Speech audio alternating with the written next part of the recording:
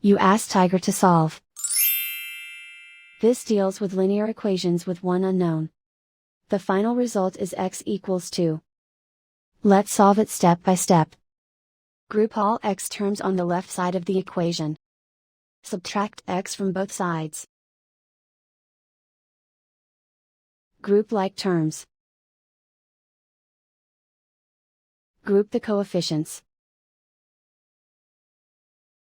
Convert the integer into a fraction. Combine the fractions. Combine the numerators. Group like terms. Simplify the arithmetic.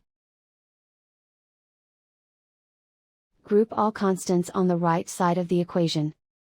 Subtract 3/4 from both sides. Combine the fractions. Combine the numerators. Reduce the zero numerator. Simplify the arithmetic.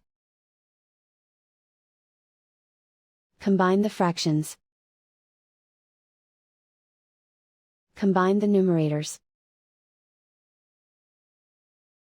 Simplify the fraction. Isolate the x. Multiply both sides by inverse fraction 2/(-1).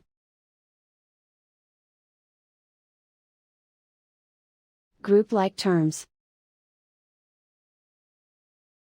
Multiply the coefficients. Simplify the arithmetic.